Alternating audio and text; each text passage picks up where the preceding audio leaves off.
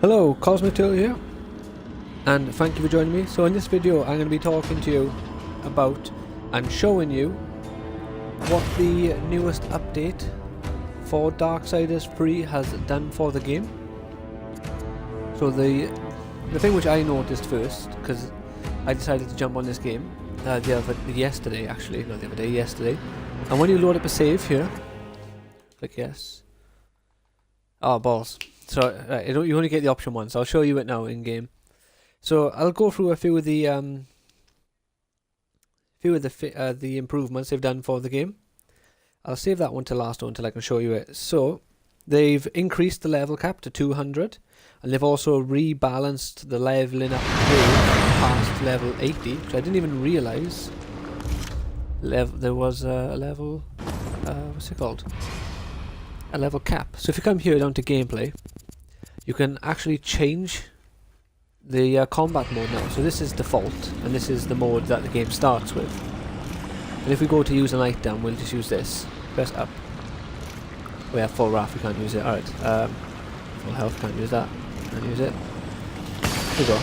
So she brings her hand out and she crushes it. Then also if you do an attack, from what I understand, it's very difficult to dodge out of your attacks.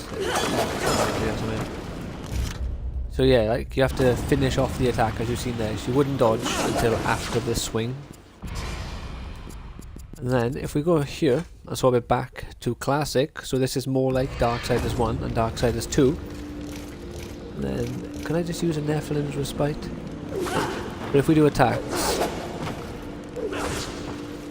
you can see there, even when she's like in the middle of the animation, she'll dodge out of it, which is nice. Like, you know, you're not, if you go in for an attack, you haven't got to see it through to the end if you realise. And there we are, look, as you've seen, it kind of just glows. She doesn't crush the item anymore, so you use the items much faster, which will obviously make combat a bit easier for you if you're in low health, because you don't need to run away and get her to crush the actual item. There's also improved ledge grab detection, which if you've seen my playthrough for this game, you'd know I had a few situations where I was trying to jump up onto a ledge and she just was not grabbing it and I kept falling down. And I had to do what I felt like was cheating, like glitching up onto side little bits where you weren't supposed to get on them, just so I could get her to jump high enough to get the detection. They've optimised streaming so the game no longer stutters. I'm not sure if I ever had that. I hope I didn't, since I streamed the whole game.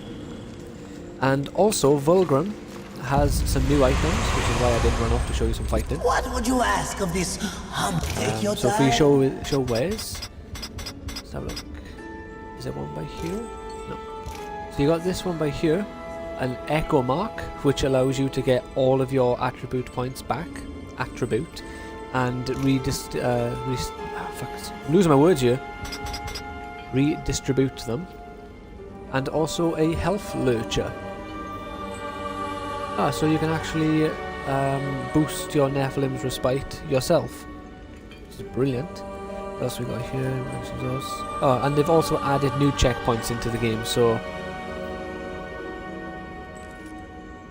these headphones are breaking.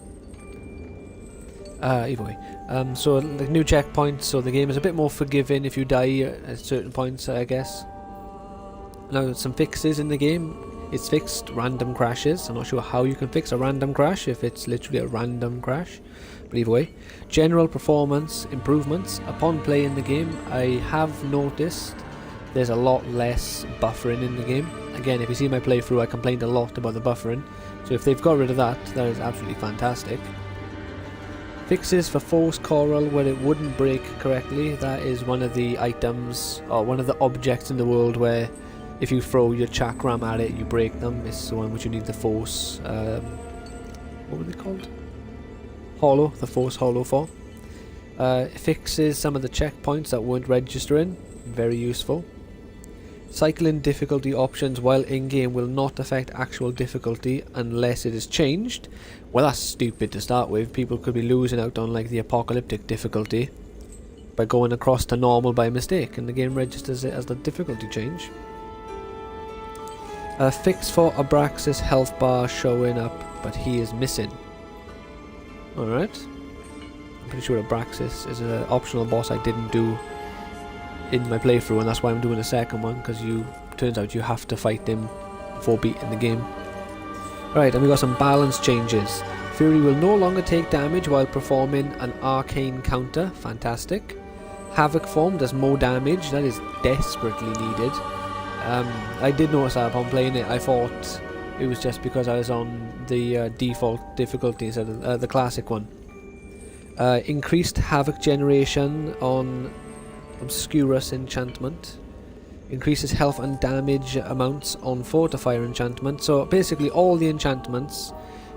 Increases health regeneration for Leviathan. Increased Lurcher reward for destroying breakable objects on Leviathan as well. An increased chance to spawn Wrath when killing an enemy on Rage enchantment. So all the enchantments have had a little boost by the sounds of it. Your Wrath, your Havoc mode is better. I'll quickly, since I have my Havoc mode here, I'll quickly show you the Havoc mode. Obviously I'm quite a low level and I'm on apocalyptic difficulty, so bear that in mind. I'll show you. So, I am only a low level and I have low Havoc, as you can see. Just in a few hits there, I feel a lot more damage.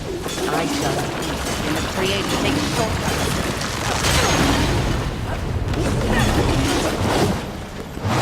Now I can show you using items. Oh shit, no I can't, I got smacked. But yeah, so I gotta say the improvements are very, like, appreciated. I feel, for me personally, I'm not sure if I weren't a big fan of this franchise and I didn't want to go back to experience this optional boss and what have you, I'm not sure if this would have brought me back to the game. It might have been a little too little too late, but not not too little, because they have done a decent amount of stuff here. Like, to be fair to them, they've put the effort in and they have done some good improvements in my opinion. We're gonna quit right here. But yeah, I think this little patch done here is well needed for the game, especially like the echo mark, not being able to learn from your mistakes of your attributes and redistribute them and put them where you've discovered you need them upon playing the game, realizing, I don't know, like putting 20 in health was too little for you, you need more health, and that option not being there unless you go out there and collect more but risk dying as a result. And the change in the combat was a nice touch as well. It doesn't really do that big of a change. It is just items use automatic instead of having a little animation, and also you can dodge more conveniently, I guess.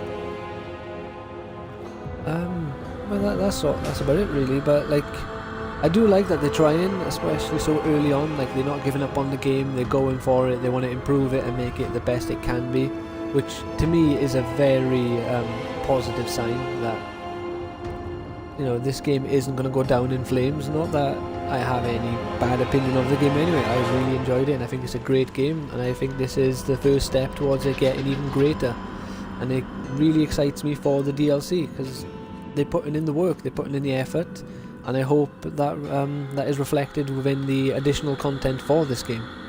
So I hope you enjoyed this video and hope you found it helpful.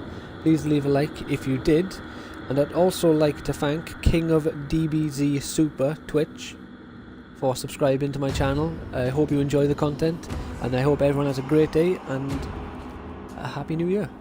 Bye now.